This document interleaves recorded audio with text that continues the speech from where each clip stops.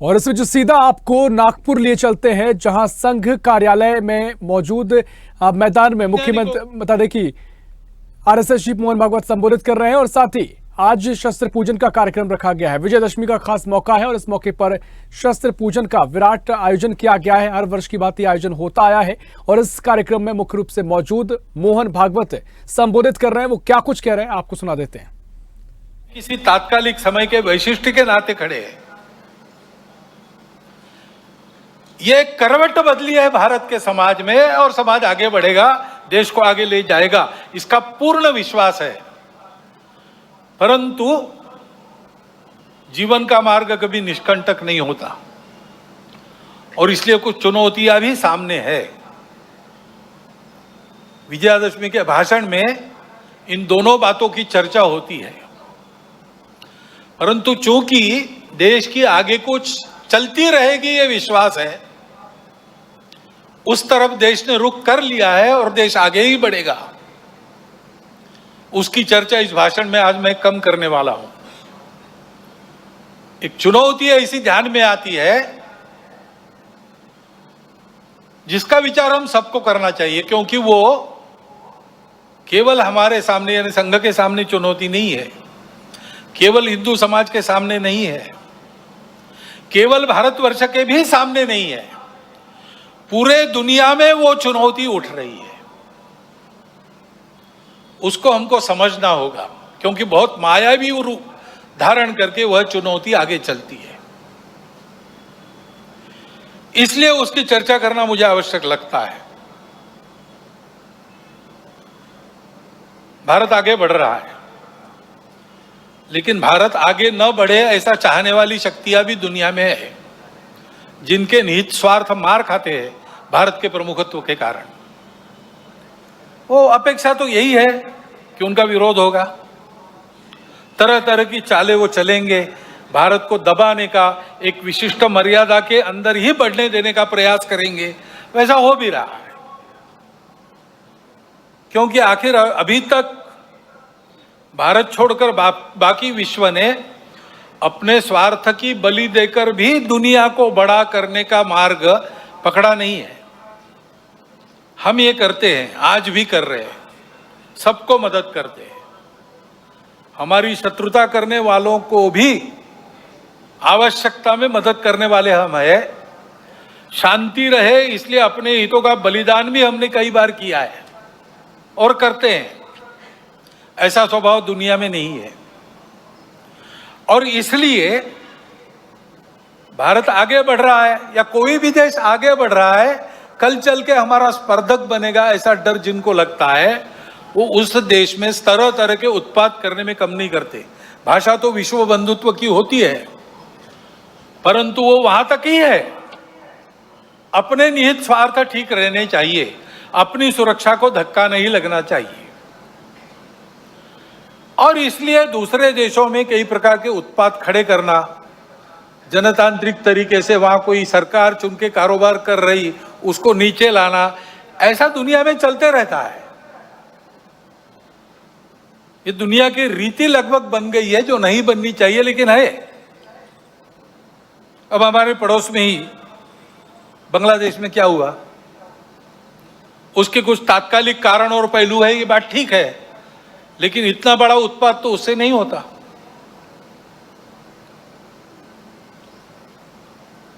वो कारण उनकी चर्चा जिनका विषय है वो करे, परंतु दो बातें ध्यान में आती है। पहली बात है कि उस उत्पाद के कारण वहां के हिंदू समाज पर जो अत्याचार बार बार होते हैं, उस परंपरा को फिर से दोहराया गया।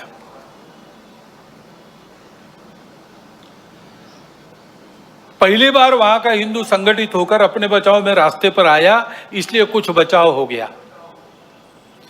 परंतु कहीं कोई गड़बड़ हो, दुर्बलों पर अपना गुस्सा निकालने की ये जो कट्टरपन की प्रवृत्ति है, वो प्रवृत्ति जब तक वहां विद्यमान है, तब तक वहां के हिंदू क्या, वहां के सभी अल्पसंख्यक, उनके सर पे खतरे की तलवार लटकी रहेंगी। उनको आवश्यकता है मदद की। विश्व भर के हिंदुओं के भारत के सरकार की सहायता उनको मिले, ये उनकी आवश्यकता है। परंतु इससे ये ध्यान में आता है और ये ध्यान में आना चाहिए, हिंदू समाज के भी ध्यान में आना चाहिए कि दुर्बल रहना अपराध है। हम अगर दुर्बल है, असंगठित है, तो उसका मतलब हम अत्याचार को निमंत्रण दे रहे हैं। निमित्त कुछ नहीं चाहिए, हम दुर्बल है, यह निमित्त पर्याप्त है। और इसलिए जहां कहीं भी हम हैं वहां संगठित रहना, सशक्त रहना, किसी से शत्रुता नहीं करना, हिंसक नहीं बनना, योगदान देने वाले बनना, परंतु इसका अर्थ दुर्बल रहना नहीं, अशक्त रहना नहीं। इसको हमको करना ही पड़ेगा। लेकिन दूसरी बात है हमारे सबके ध्यान देने की। अब वहां चर्चाएं ऐसी चलती है बांग्लादेश में कि भारत से हमको खतरा है, और भारत से खतरा है इसलिए पाकिस्तान को साथ लेना चाहिए, वही हमारा प्रामाणिक मित्र है। और दोनों मिलके, क्योंकि उनके पास न्यूक्लियर वेपन्स है, हम भारत को रोक सकते हैं। जिस बांग्लादेश के निर्माण में भारत की पूरी सहायता हुई, जिस बांग्लादेश के साथ भारत ने अब तक कोई वैरभाव रखा नहीं, आगे भी नहीं रखेंगे, उस बांग्लादेश में ये चर्चाएं हो रही है। ये चर्चाएं कौन करा रहा है? ऐसे वर्णन, नैरेशंस वहां पर चले, ये किन किन देशों की हित की बात है? ये तो देखने वाले, सोचने वाले समझते हैं, नाम लेने की आवश्यकता नहीं। हमारे देश में भी ऐसा हो, ये इच्छा है, क्योंकि भारत बड़ा बनेगा तो सब स्वार्थ के दुकान तो बंद हो जाएंगे, और इसलिए भारत का ये सामर्थ्य न बने।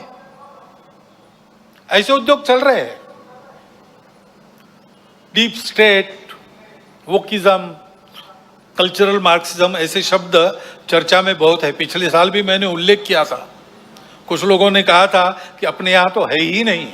ऐसा नहीं है, अपने यहाँ है, बहुत पहले से है। क्योंकि केवल भारत नहीं, सभी सांस्कृतिक परंपरा के विरुद्ध ये विचार जाता है।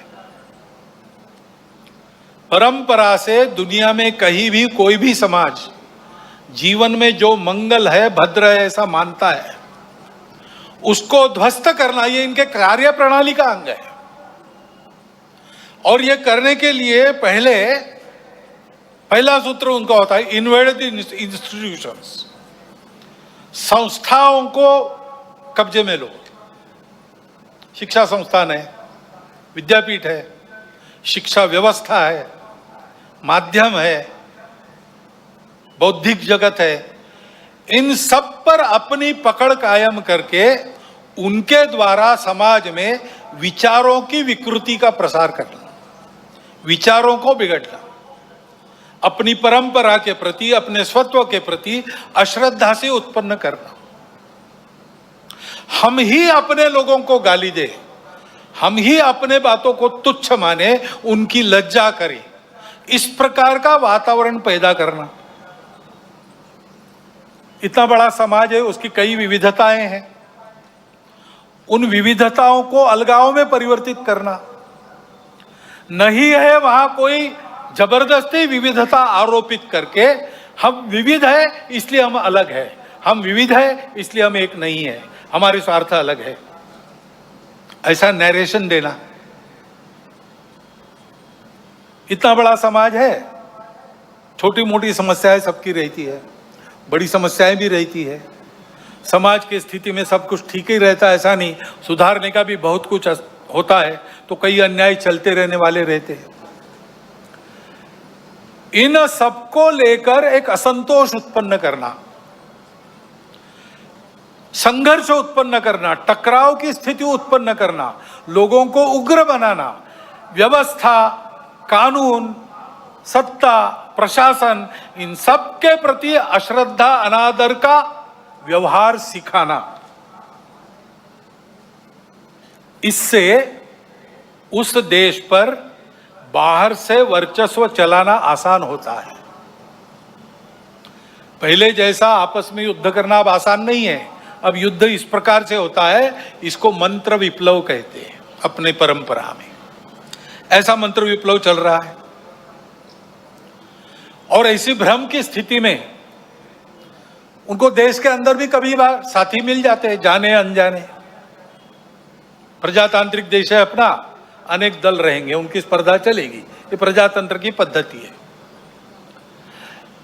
लेकिन समाज में ये अलगाव टकराव देश की एकता एकात्मता, देश के वैभव संपन्न होने के प्रयास से बड़े बन गए, अथवा दलों के स्वार्थ समाज की सद्भावना और राष्ट्र की एकात्मता को गौण बनाकर चलाए गए, तो फिर किसी एक का पक्ष लेके उनके पीछे खड़ा रहना, खुद मैदान में नहीं आना, अल्टरनेट पॉलिटिक्स ऐसा कहते हैं, पर्यायी राजनीति, उसके आड़ में अपना ये एजेंडा और ये पद्धतियां चलाती है। और ये मैं कोई कॉन्स्पिरेसी थियरी नहीं बता रहा हूं, पुस्तकें निकल रही है पाश्चात्य देशों से वहां की परिस्थिति के बारे में। पाश्चात्य जगत के अनेक प्रगत देशों में इस मंत्र विप्लव के परिणाम स्वरूप जीवन की स्थिरता, शांति और मांगल्य संकट में पड़ा हुआ उनको अनुभव होता है, हमको भी दिखाई देता है।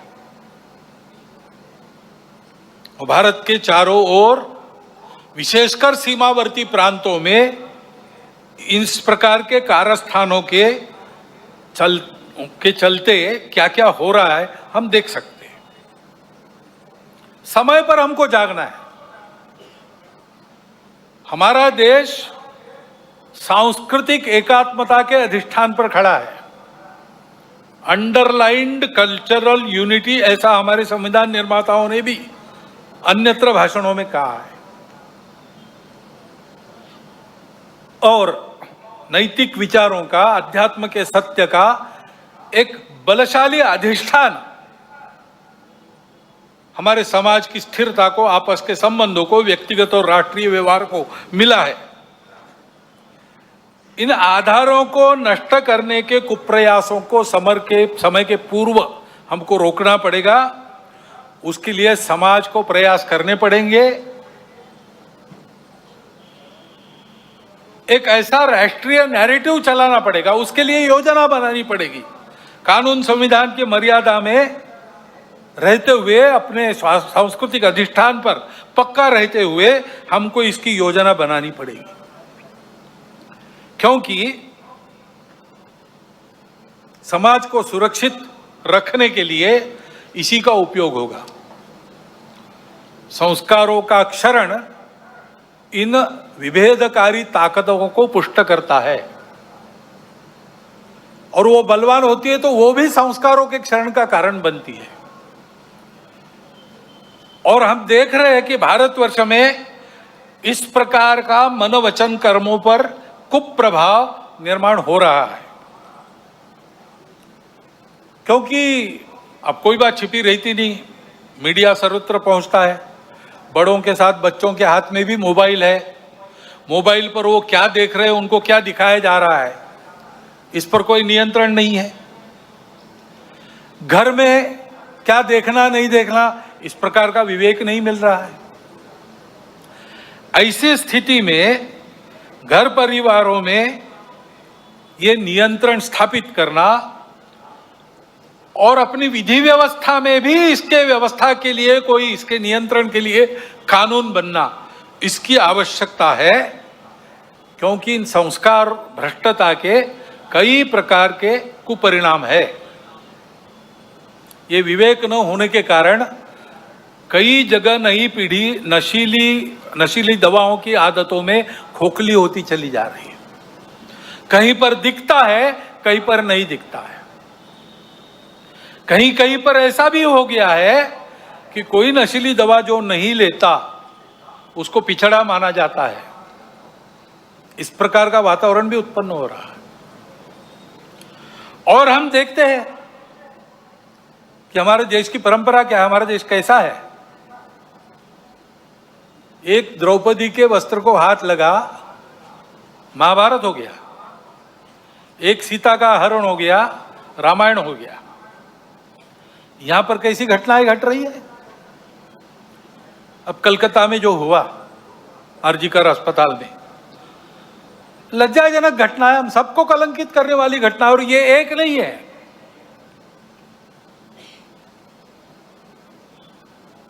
घटनाएं होती है, उसका नियंत्रण वगैरह करना, जैसे वहां खड़े हो गए समाज के सब लोग डॉक्टर लोगों के साथ,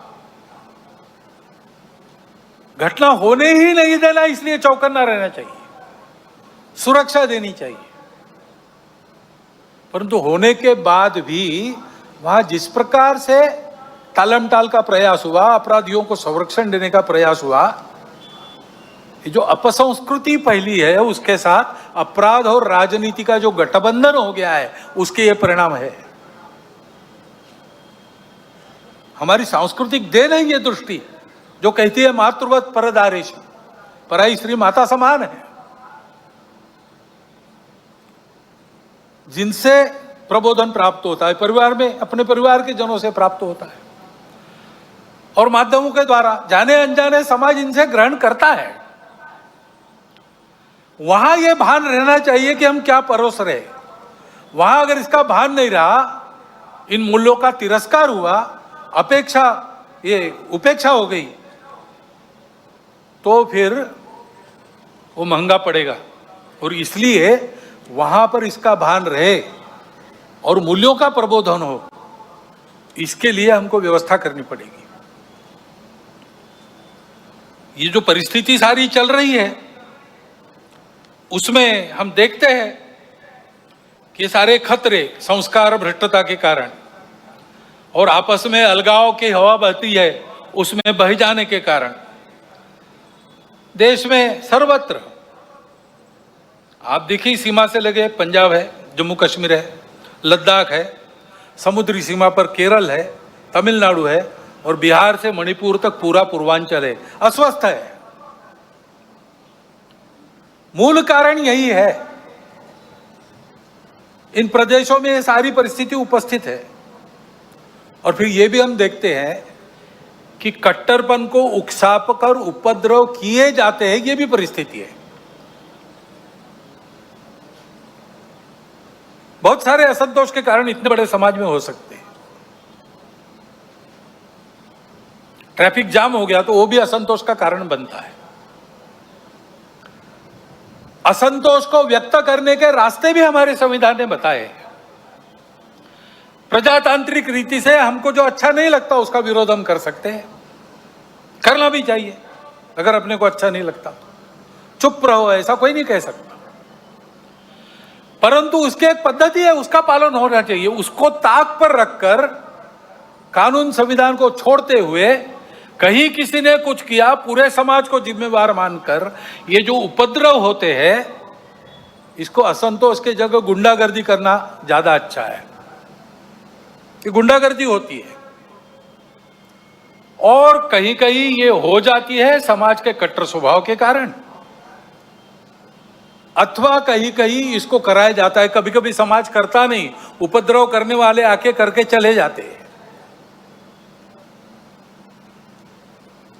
पूज्य बाबा साहब आम्बेडकर साहब ने इसी के प्रति हमको सचेत किया था। संविधान समिति ने जब संविधान अर्पण किया, संसद में बाबा साहब के 2 भाषण हुए, उसमें एक में उन्होंने उल्लेख किया है इन बातों को। उन्होंने ग्रामर ऑफ अनार्की, अराजकता का व्याकरण कहा है। अब ये इशारा हमको मिल चुका है, हम लेकिन ऐसा करते हैं। अभी गणेश उत्सव के पथराव विसर्जन के जुलूसों पर हुआ, क्यों हुआ? कोई कारण नहीं था। ऐसी बातों का नियंत्रण त्वरित करना प्रशासन का काम है। कहीं करते हैं, कहीं थोड़ी ढिलाई भी दिखती है, परंतु प्रशासन आते तक तो समाज को भुगतना पड़ता है।